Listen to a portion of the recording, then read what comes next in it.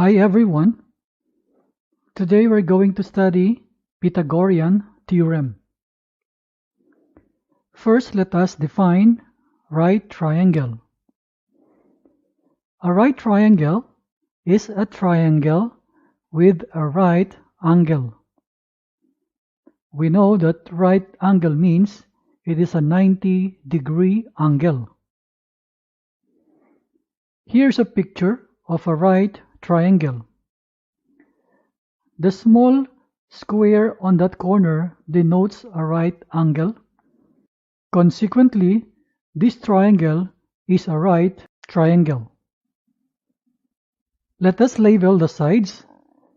This side here is called the hypotenuse. Conventionally, it is named as side C. This hypotenuse is the side opposite this right angle, and we say that the hypotenuse is the longest side of a right triangle. For the two other sides, we can put letters A and B interchangeably. In here, I put in this side to be A and the base to be side B.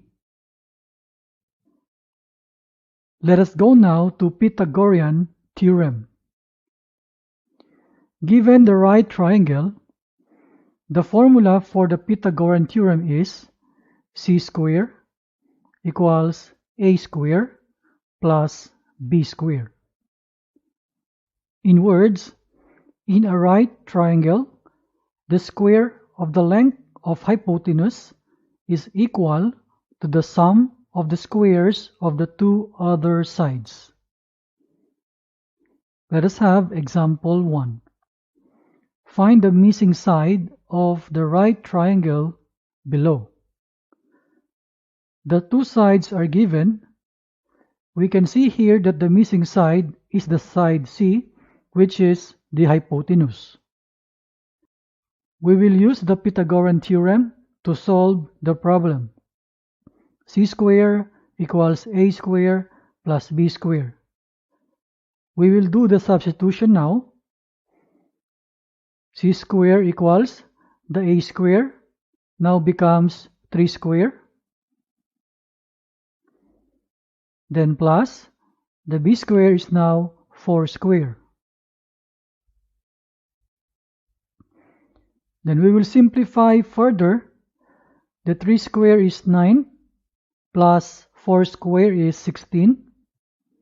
We will just copy the c square down here. Then we will add this 9 and 16 becomes 25. We want the value of c, so we're going to take the square root of both sides. So this is now square root of c square equals the square root of 25. We can now cancel the radical and the square. Only c comes down, and the square root of 25 is 5. So this 5 value is the required side. This is our final answer. Let us have example 2. Find the length of the missing side of the right triangle below. In the figure, the missing side is the base, and this is denoted by A in this problem. The hypotenuse is 12, and the side here is 4 units. Our Pythagorean theorem is here that we're going to use to solve the missing side. Substituting now the values, the c square is now 12 square, that is the hypotenuse to be squared, equals the a square, that is the missing side, plus the b square is now 4 square. Then we will simplify further. 12 square is 144 equals a square plus 4 square is 16. We want this a square to be isolated. The positive 16 we will transpose on the left side. We will not forget that the sign must be changed. So the positive 16 becomes negative 16 on the left side. So here now is 144 minus 16 equals a square. Simplifying this, we have 128 equals a square. We will take the square root of both sides.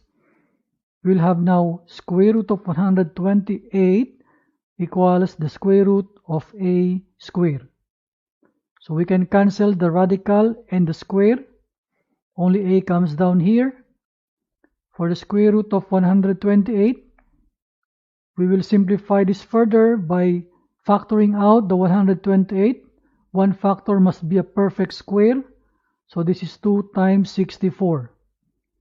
We know that the 64 is a perfect square number, and the square root of 64 is 8. So that value 8 will go out of the radical sign. Just to put this a on the left side, we can interchange this right hand and left hand side. So a is now on the left. This is equal to the simplified square root of 64 is now 8 times the square root of 2. Only that 2 remains as radicand. So this a, 8 square root of 2, is the required side. This is our final answer.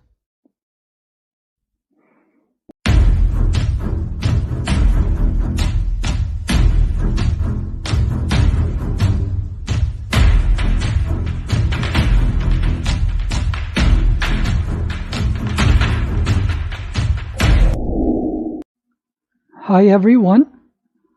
Today we're going to study direct trigonometric functions or ratios.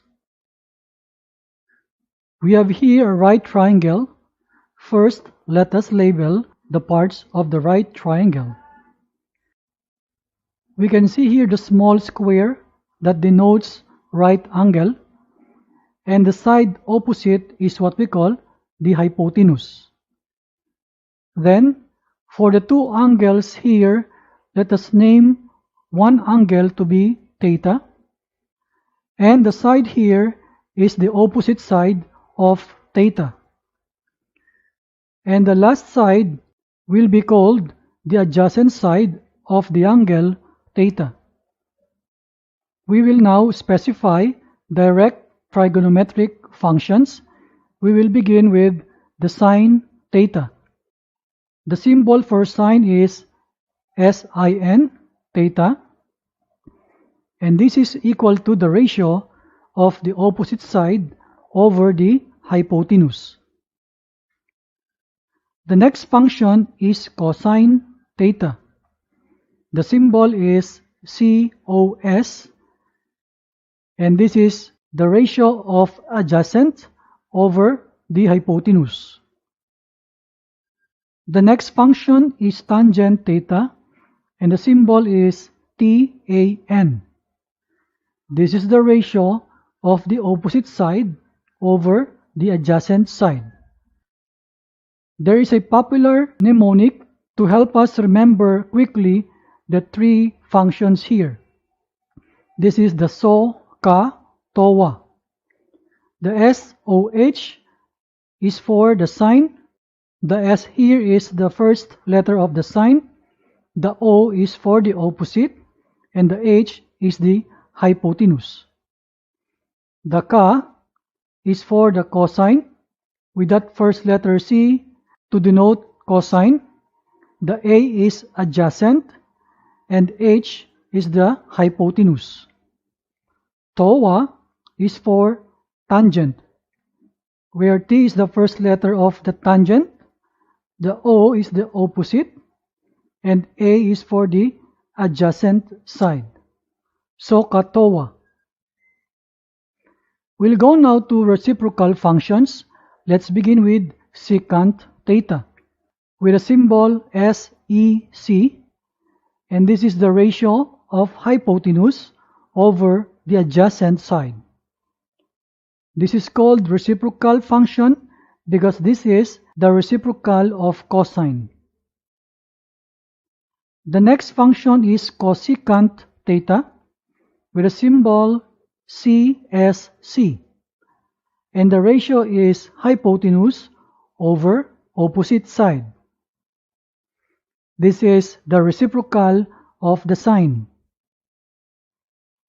The next function is the cotangent theta, symbolized by COT, and this is equal to the ratio of adjacent over opposite side. This is the reciprocal of the tangent. Let us have example 1. Using the triangle shown below, evaluate sine alpha, cosine alpha, tangent alpha, secant alpha, cosecant alpha, and cotangent alpha. In this triangle, the angle alpha is here. So the opposite side is here with the length 4. This is our right angle, and opposite to that is the hypotenuse with length 5. And the side here is the adjacent side with length 3. Let us now start evaluating the ratios. Let's begin with the sine alpha. The ratio is opposite over hypotenuse. The opposite is 4 and the hypotenuse is 5. So this is 4 over 5. Next is cosine alpha. The ratio is adjacent over hypotenuse.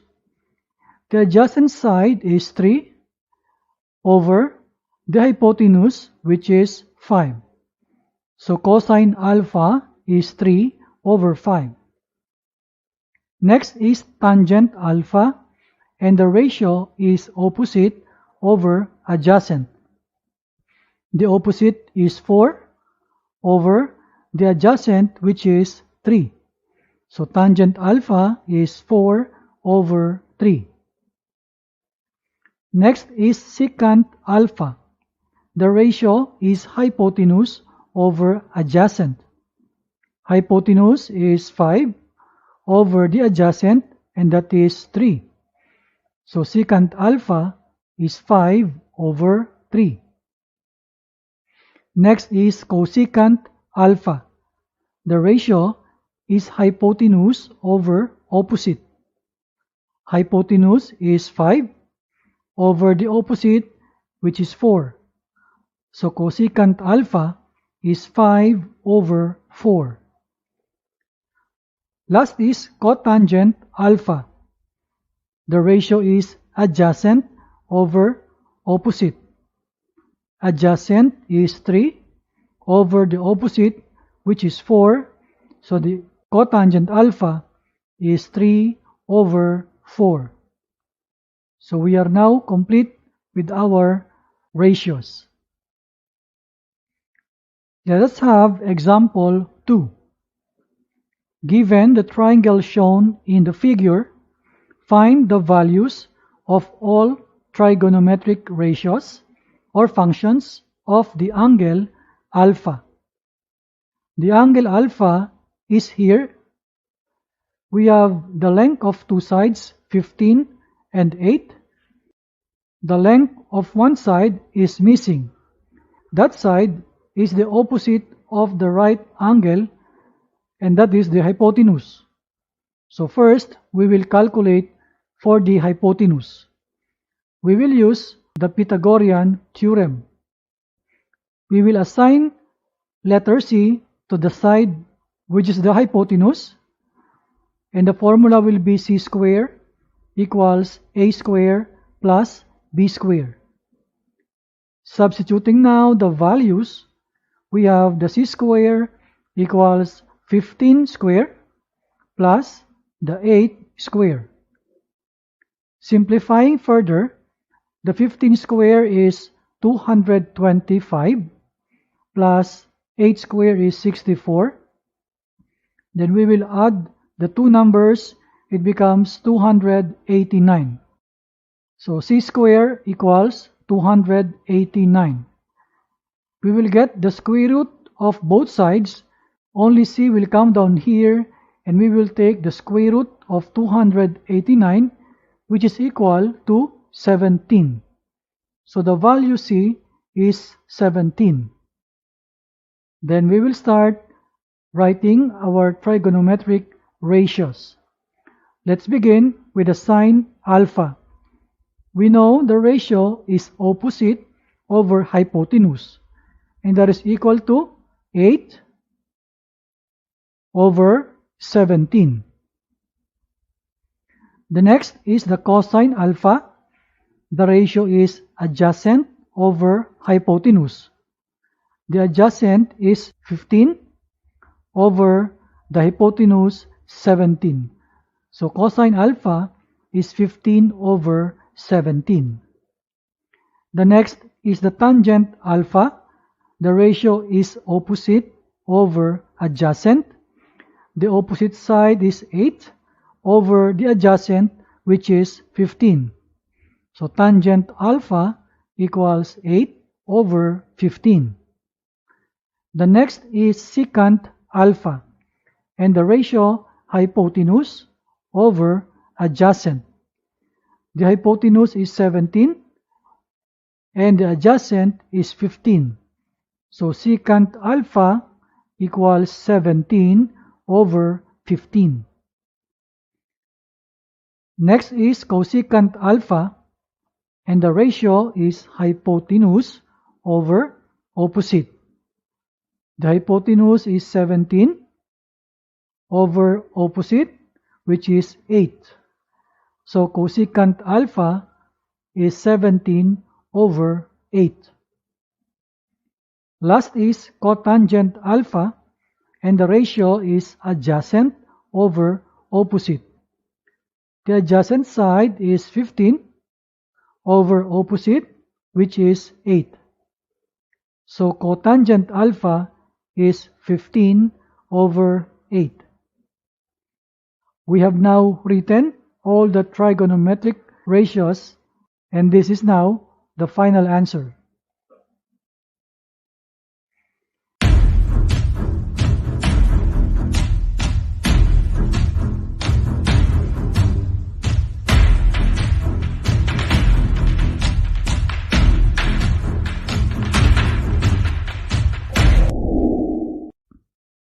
Hi everyone. Today we're going to study fundamental trigonometric identities. First, let us define trigonometric identities. In mathematics, trigonometric identities are equalities that involve trigonometric functions and are true for every value of the occurring variables for which both sides of the equality are defined. In this video, we are going to consider 4 types of identities. Number 1, Pythagorean identities. Second, even-odd identities. Number 3, reciprocal identities. And number 4, quotient identities.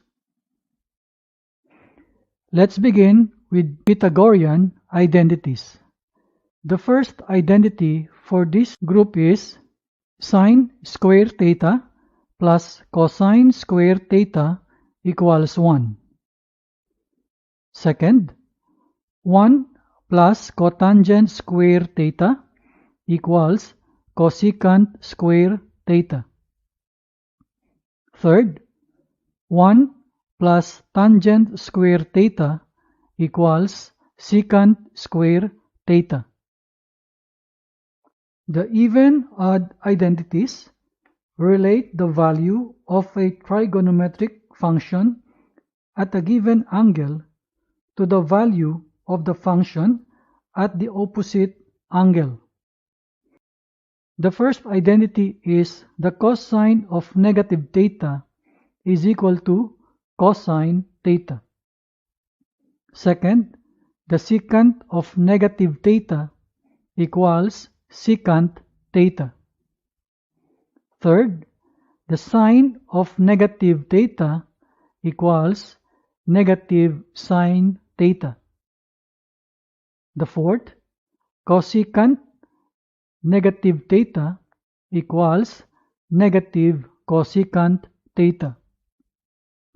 Fifth, tangent of negative theta equals negative tangent theta.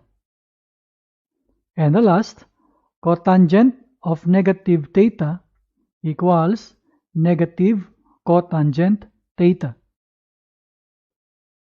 For the reciprocal identities, the first identity is sine theta equals 1 over cosecant theta.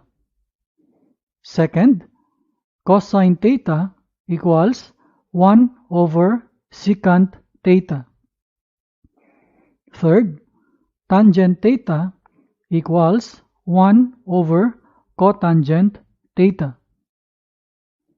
The fourth, cosecant theta equals 1 over sine theta. Fifth, secant theta equals 1 over cosine theta. And the last, cotangent theta equals 1 over tangent theta. The last group is quotient identities. Tangent theta equals sine theta over cosine theta. Second is cotangent theta equals cosine theta over sine theta. We are going to simplify trigonometric equations using identities, and here are the general points. Number 1, simplify both sides of the equation using appropriate identities. Number 2, preferably convert all functions into sine or cosine functions and apply algebraic simplifications. Let us have example 1. Verify tangent theta cosine theta equals sine theta. We can see in this problem that the right hand side is already simple, so we are going to simplify the left hand side to make it equal to the right hand side. I will copy the left hand side member. Again, this is tangent theta cosine theta. I am going to convert all functions into sine or cosine. So the tangent theta here, I will convert into sine or cosine function. The second, the cosine theta is already a cosine, so I will leave it as it is. Using the quotient identity, I know that tangent theta equals sine theta over cosine theta. I am going to use this value to replace the tangent theta here. So the left hand side becomes sine theta over cosine theta, replacing the tangent theta, times the cosine theta I simply copied. And from here, I can see that the cosine theta can be cancelled with the denominator, which is cosine theta also. After the cancellation, only the sine theta will remain. And we can see here that the left hand side is now equal to the right hand side. And we are able to prove that the left hand side is equal to the right hand side. Let us have example 2. Verify the following equivalency using the even-odd identities. The quantity 1 plus sine x times the quantity 1 plus sine of negative x equals cosine square x. In this problem, we can see that the right hand side is already simple, and the left hand side is a little bit complex. So we will simplify the left hand side to equal that right hand side. I will copy again the left hand side here. There is a term here, the sign negative x, to be simplified using the even-odd identities. From the odd identity, we have this sign of negative theta equals negative sine theta. Using this idea, I will now simplify this sign negative x. It is now replaced by negative sine x. And to simplify the plus and the minus, I will simply write minus. So the new left-hand side is 1 plus sine x times 1 minus sine x. In algebra, if we multiply sum of two terms times the difference of two terms, the product will be the square of the first term minus the square of the second term. So multiplying the 1 plus sine x times 1 minus sine x, I have here now 1 minus sine square x. From the Pythagorean identity, we have this sine square x plus cosine square x equals 1. Doing some manipulation on this formula, I will transpose the sine square x on the other side of the equation. The sign will change, so I have now cosine square x equals 1 minus sine square x. This 1 minus sine square x is the same value that I have in the left hand side, so I can replace this value by the cosine square x. So here it is now. And the cosine square x, I can see that this is now equal to the right hand side. So we are able to show that the left hand side is equal to the right hand side. Let us have example 3. Verify the identity, the fraction, with numerator secant square theta minus 1 all over secant square theta equals sine square theta. In this problem, the right hand side is simple, the left hand side is a fraction, so we will simplify the left hand side to equal the right hand side. I copied the left hand side in here, and then one Pythagorean identity says secant square theta equals tangent square theta plus 1. I am going to replace the secant square theta of the numerator with this value tangent square theta plus 1. So I have here now tangent square theta plus 1 minus 1 all over the secant square theta. If I remove the grouping symbol here, the plus 1 and the minus 1 will cancel each other. So after cancellation, I will now have this tangent square theta over secant square theta. I'm going to split now the tangent square theta and the secant square theta, showing that this secant square theta is a fraction with numerator of 1. And then I am going to convert the functions into sine or cosine. The tangent square theta, I can use the quotient identity. It is equal to sine square theta over cosine square theta. While the 1 over secant square theta, I can use the reciprocal identity to show that this value is equal to the cosine square theta. Substituting now the respective values, the tangent square theta is now replaced by sine square theta over cosine square theta.